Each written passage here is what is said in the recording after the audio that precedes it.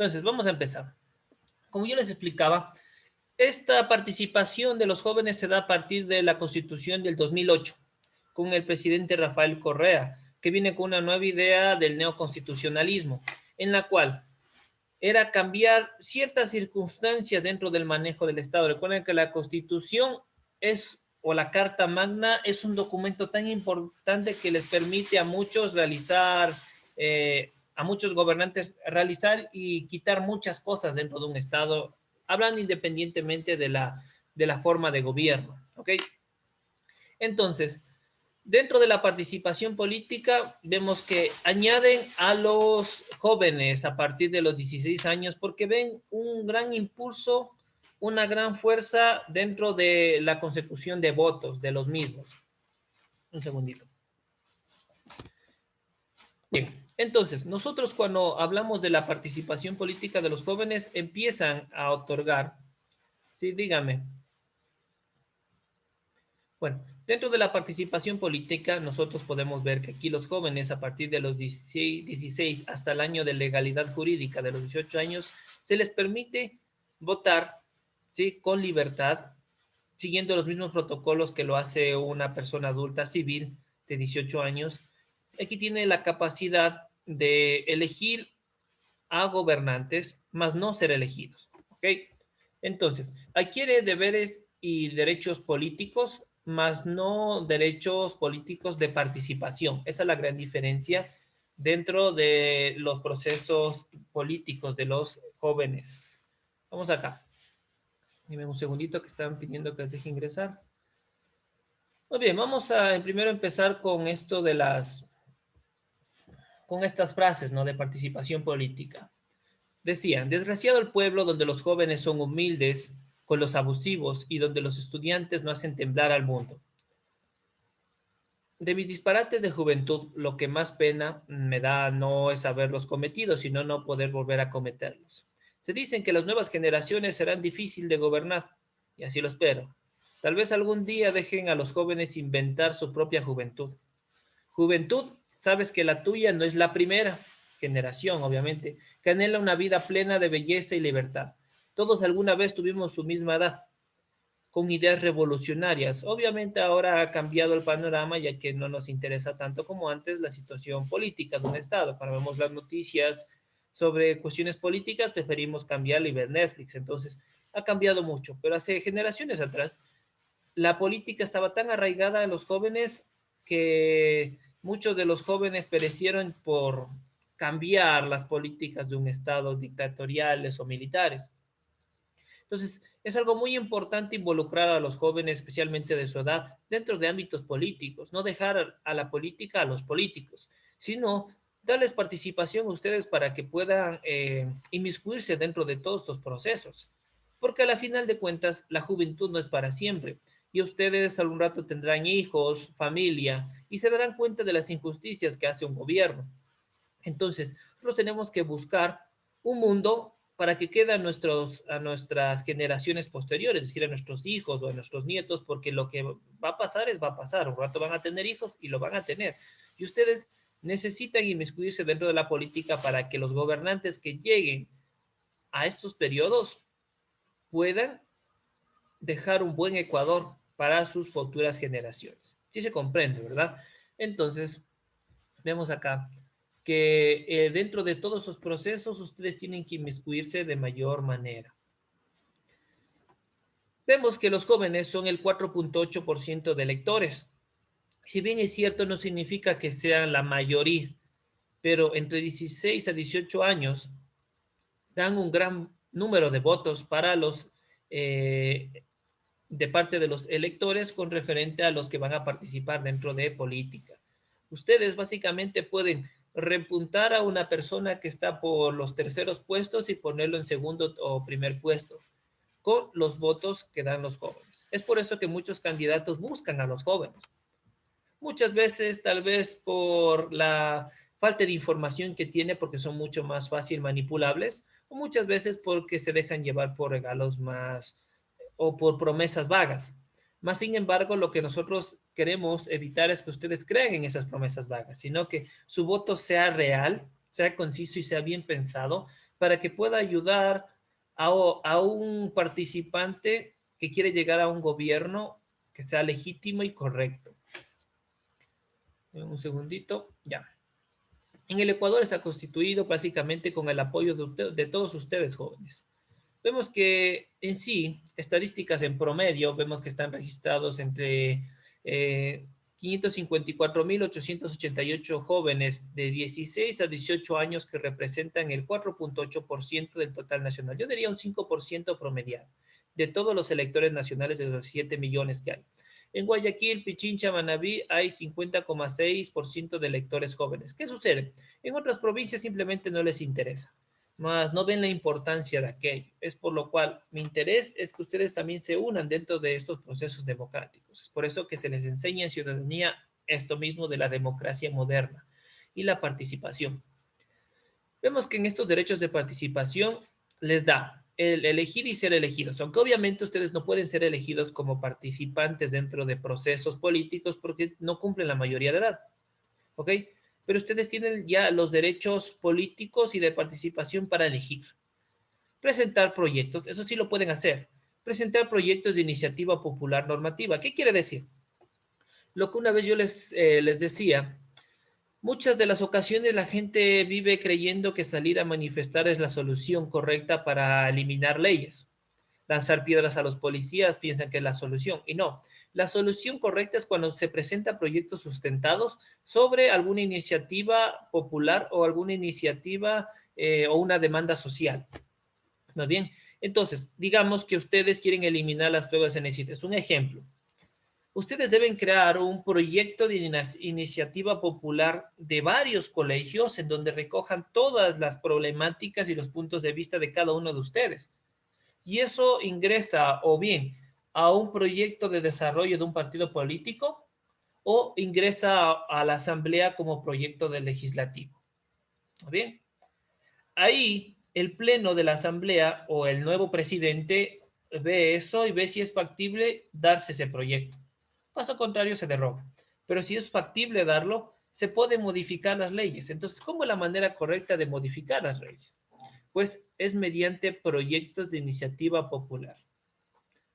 También, los derechos que ustedes adquieren a partir de los 2018, teniendo 16 años, es ser consultados sobre las políticas del Estado. Es decir, antiguamente, en el siglo pasado y en el siglo XIX también, vemos que vivíamos en un mundo adultocentrista. Adultocentrismo significa que la verdad real gira en torno al adulto. Es decir, solo el adulto tiene razón en todas las situaciones políticas que se presenten en un país. Es decir, los criterios dados por los jóvenes no tenían valor. ¿Ok?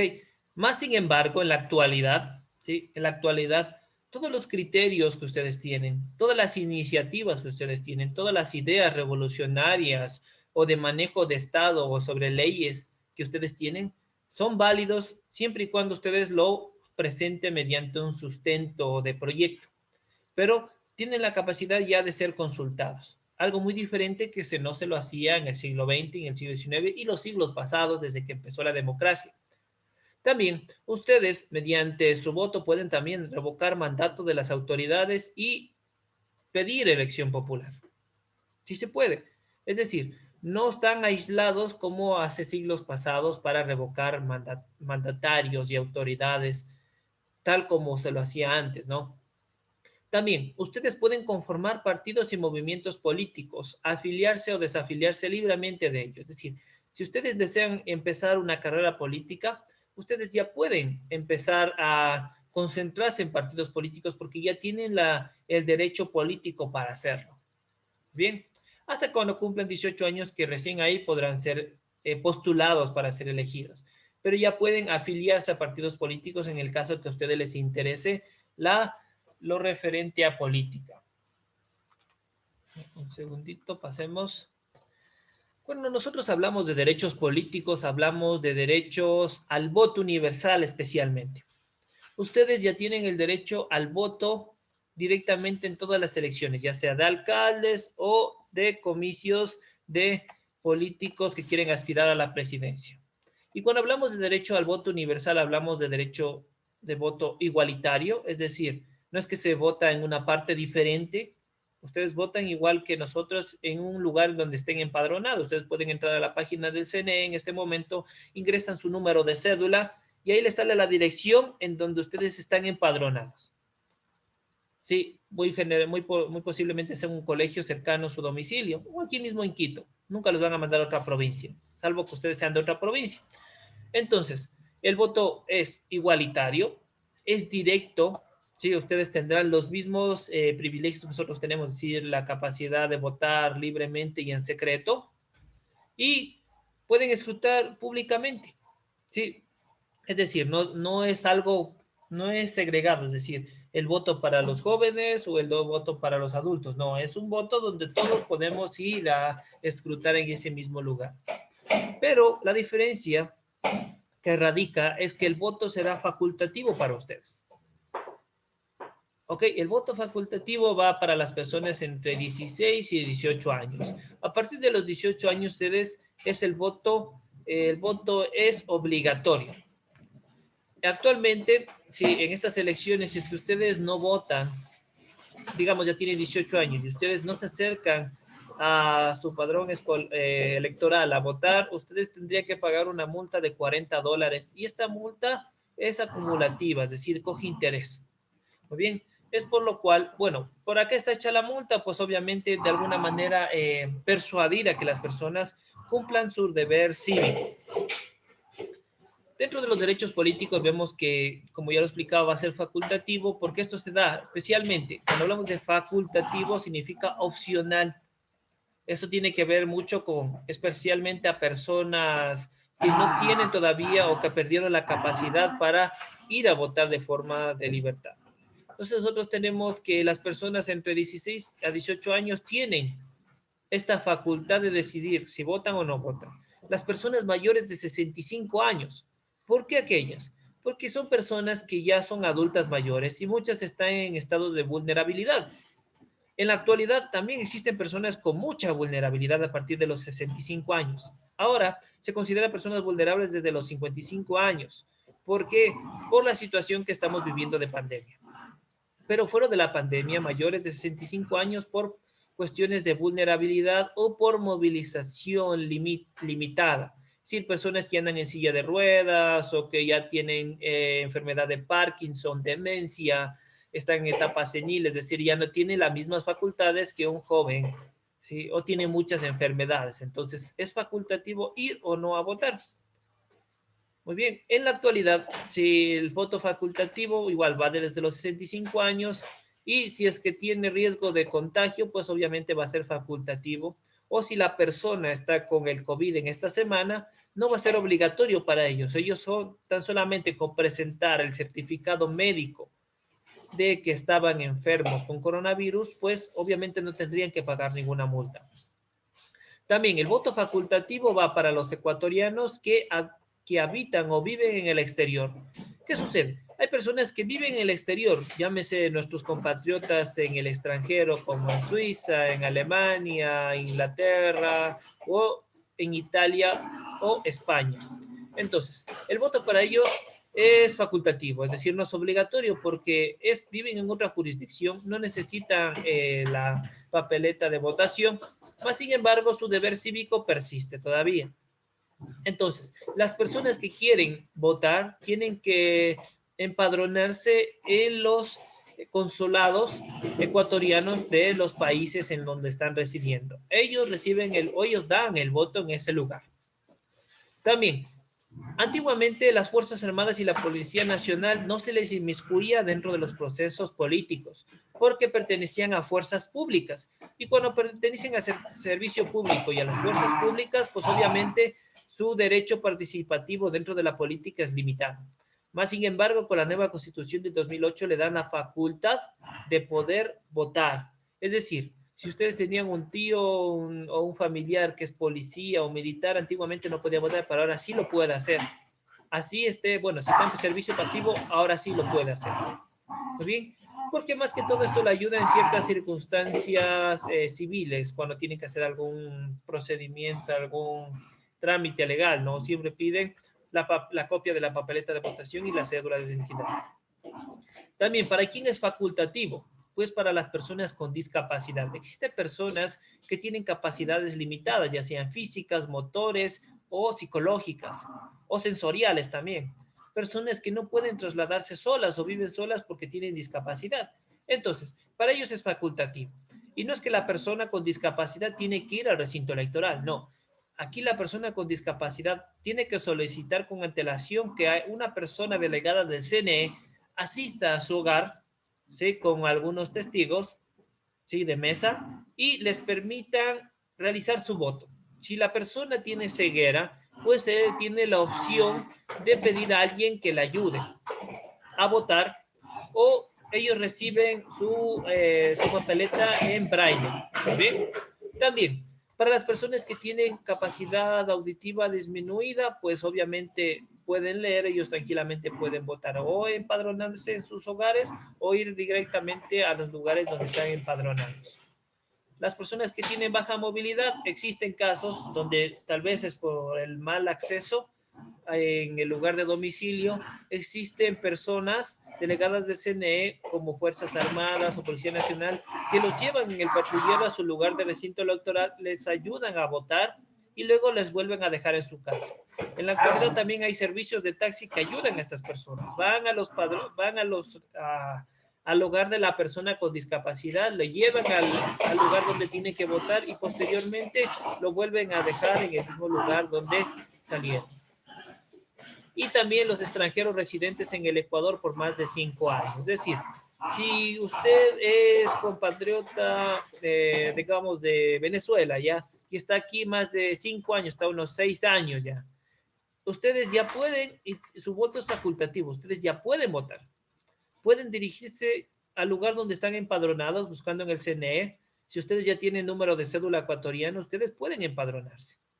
Y dirigirse al lugar de empadronamiento y votar. Muy bien. Ya tienen esa libertad política de hacerlo. No es que pierden la ciudadanía del país donde viven, pero pueden inmiscuirse dentro de política. Hablando también de las organizaciones políticas, ustedes como jóvenes pueden ya pertenecer a partidos políticos. Pueden crear partidos políticos. Pueden crear lo que se llama movimientos políticos o alianzas. ¿Para qué? Para diseñar políticas de Estado, porque en algún momento cumplen la mayoría de edad y si es que les interesa esto de la política, pueden inmiscuirse en aquello. Siempre y cuando siempre busquen el beneficio en común y no solo por la organización política. Entonces la participación política va mucho más allá del sufragio, va mucho más allá. Entonces nosotros aquí vemos y recordamos las funciones de los poderes del Estado. A partir de la Constitución del 2008 aparecen dos poderes más, lo que siempre se ha dicho. Pero comúnmente y clásicamente desde que Montesquieu postuló la división de poderes, existían solo tres dentro de la democracia en sus principios, la cual era la ejecutiva, la legislativa y judicial. A partir del 2008 aparece la electoral y la de transparencia y control social.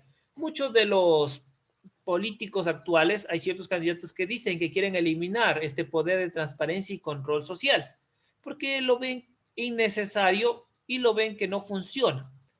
También algunos el electoral, porque explican que el de transparencia y control social debería ir acá, dentro de judicial, como una secretaría, y de electoral también iría dentro del judicial, ¿ok? O del ejecutivo cuando él llama a poder, sería como un ministerio. Pero, sin embargo, están establecidos en nuestra Constitución y son válidos hasta el momento, hasta cuando se cambien las políticas. Recordando acá, vemos que ¿quién lo representa en la función del Estado Ejecutivo? Pues lo representa el presidente de la República, el vicepresidente de la República y los ministros de Estado. Ellos representan la función ejecutiva. ¿Qué hacen? Pues están a cargo de la administración y la gestión del país. Entonces, ¿qué vamos a hacer nosotros esta vez? Vamos a votar por la función para los representantes de la función ejecutiva. Es decir, ¿quiénes van a estar dentro de la función ejecutiva como presidente, vicepresidente y a posterior los ministros que los va a poner en su puesto el nuevo presidente. Estos van a estar a cargo de la administración y la gestión del país. También, ¿para qué estamos votando a estas ocasiones? Estamos votando por la función del Estado legislativo. El legislativo es la encargada de hacer y fiscalizar leyes, también de derrogar y modificar. Estos están representados por la Asamblea Nacional. Antiguamente se lo llamaba Congreso Nacional. En otros lugares lo dicen Parlamento. En Estados Unidos tienen Parlamento. Pero básicamente es muy parecido, es lo mismo. La Asamblea Nacional es un lugar donde están legisladores, ¿sí? Legisladores que ingresan a diseñar leyes y a fiscalizarlas. Ellos son los que crean leyes. Las nuevas leyes son creadas por ellos. Por ejemplo, leyes del Código de la Niñez y Adolescencia, las leyes de la Ley de Tránsito, las leyes referente al Código Integral Penal, etcétera. Es por eso que uno siempre se les sugiere, mis estimados, ustedes deben poner en el legislativo a personas que sepan sobre leyes. Desde mi punto de vista, sí, personal, no debemos poner a personas de farándula porque ellos no saben de leyes, no saben hablar sobre leyes. Pero si ustedes ponen a un legislador, a un abogado, a un sociólogo, a una persona que conoce sobre las leyes, va a saber cómo modificar y crear leyes. Más por el contrario, si pones a eh, uno de la farándula que salía en combate a que esté ahí, o a un futbolista, obviamente, dentro de toda la Asamblea Nacional va a estar corrompida. ¿Por qué? Porque no van a saber qué hacer, desde mi punto de vista, ¿no? También el poder del Estado, el judicial, pues aquí van los jueces del Consejo de la Judicatura.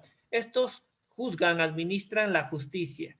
Estos trabajan con las leyes creadas por el legislativo.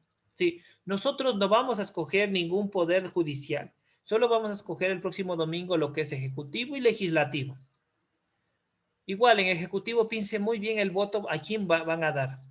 Si no den a personas que todavía no están conscientes de cómo se maneja una presidencia. Tiene que estar alguien que tenga el conocimiento y más que todo que sepa de leyes. ¿Sí? Vamos con el siguiente, el electoral. Este poder electoral es el que está activo en este momento. Está subdividido en dos. En el Pleno del Consejo Nacional Electoral, ¿sí? Donde están los vocales del Consejo Nacional Electoral, estos coordinan los procesos electorales y la participación política. Ellos mandan a imprimir las papeletas, autorizan la participación de los nuevos candidatos, etcétera. El pleno del Tribunal Contencioso Electoral es un pleno mucho más alto, es el que se encarga de juzgar las infracciones electorales y resuelve recursos judiciales de temas electorales. Es por eso que hay el problema actual. Este contencioso electoral se puede decir que son los administradores, los jefes del consejo. Es por eso que los vocales que están actualmente están despedidos básicamente, pero ellos apelaron y siguen trabajando. Estos dieron un fallo por el problema de no dejar participar a Álvaro Noboa, ya que él mismo, el mencionado Álvaro Noboa, ya viene con, uno, la aprobación de participar en elecciones y dos, viene con un documento de la Corte Internacional de Derechos Humanos, con la Corte Interamericana, en la cual le obliga al Estado a que busque todos los mecanismos para que Álvaro Noboa participe. Pero acá los señores del Consejo Nacional Electoral, estos vocales, no permiten la participación porque mencionan de que llegó muy tarde, de que se demoró y etcétera. Excusas que no son reales, pero aún así lo dejaron fuera, ¿ok? Pero luego vendrán sanciones internacionales por aquello y podrían considerarse las elecciones ilegítimas por lo mismo. Entonces, ellos están condenados, uno, a pagar una multa de $28,000 cada uno y también a salir del Consejo Nacional Electoral. Pero ¿qué sucede? Como la justicia es un poco lenta, ellos siguen trabajando porque apelaron. Y hasta que se dé otra vez el proceso, ya van a darse las elecciones y posteriormente será como si nada. Y también el poder de transparencia y control social, pues vemos que es el Pleno del Consejo de Participación Ciudadana y Control Social, creada en el 2008, que promueve la participación ciudadana, las veedurías y la rendición de cuentas, especialmente de los servidores públicos. Listo. Entonces, ustedes como jóvenes son parte de la voluntad popular del voto. y su voto cuenta mucho dentro de los procesos electorales. Por lo cual, primero, ustedes deben informarse sobre todos los candidatos, igual a sus padres. Tienen que ser entes de influencia, no decir porque, es que viene, es que Arauz es Correa y porque Arauz es Correa voy a votar por él para que lo deje regresar al país con amnistía, para que no lo metan preso. Es incorrecto, ustedes tienen que ver por un candidato que promueva un país, que promueva el desarrollo de un país. Pero aún así, si ustedes deciden votar por Arauz, es cosa de ustedes. Si yo no estoy haciendo propaganda política por alguno, pero más sin embargo, si he escuchado esos criterios tan erróneos en el decir es que por este sí, y por este porque no, es que este no creó el feriado bancario y por eso no voy a votar. Entonces, primero deben informarse de cada uno de los votantes. Dos, una autoridad no es quien decide, sino quien rinde cuentas. Por eso ustedes lo deben elegir. Quien rinde cuentas es el verdadero, sí, es el verdadero gobernante, no el que oculta cosas o el que hace las cosas escondidas. Saben que piensan cómo lo lograrán, que lo que saben cómo ofrecen y saben cómo llegar al interés ciudadano. El candidato que sabe lo que debe hacer a pesar de las malas circunstancias que vive un país, ese es un buen candidato. También debemos ser conscientes de que todos somos responsables de exigir cuentas, no que se enojen y te manden a la policía y que te repriman con fuerza solo por ir a luchar por tus derechos, ¿no? Ese es un mal gobernante. Saber que nuestro representante, saber quién es nuestro representante y quiénes son los candidatos. Ese es su deber cívico, saber quiénes son los representantes y quiénes son los candidatos que quieren hacerse del poder. Y las decisiones de las autoridades son interés de todos y todas. Todas las decisiones que toman no deben ser solo para la minoría, para los que tienen poder, para las grandes burocracias que ya les enseñé, que solo son un grupo de familias que tienen poder, no tiene que beneficiar a todos. Y algo muy importante, lo que decía un candidato, pero no voy a decir el nombre, algo muy importante que decía el candidato es que un verdadero candidato debe ir con las manos limpias, es decir, no venir o atado, ni a partidos políticos, no debe venir atado a drogas, a, a estas mafias dentro del Ecuador, a paraísos fiscales o a algún tipo de juicios políticos. Debe venir sin ese tipo de carga detrás de él. Debe venir limpio totalmente para ingresar a una política. Entonces, en resumidas cuentas, estimados jóvenes, ustedes que ya pueden votar, infórmense, voten y también retumben su voz en tu acción. ¿Sí? Sean conscientes, ayuden a las personas que no están decididas a votar por alguien o que solo votan por impulso o porque van a regalar plata. Ayuden a las personas a meditar, a leer lo que hablamos de filosofía política. Busquen que las personas sean críticas de cada uno de los políticos para que elijan bien. Y si se equivocan, pues obviamente nadie va a tener la certeza de si se equivocaron o no. Pero que el voto sea bien pensado utilizando el razonamiento, ¿sí? Filosófico. Y para bola lo que pasa en este lindo país Ecuador. Si tú participas, tu voto cuenta. ¿Sí? Es algo muy importante dentro de estos procesos. Que su voto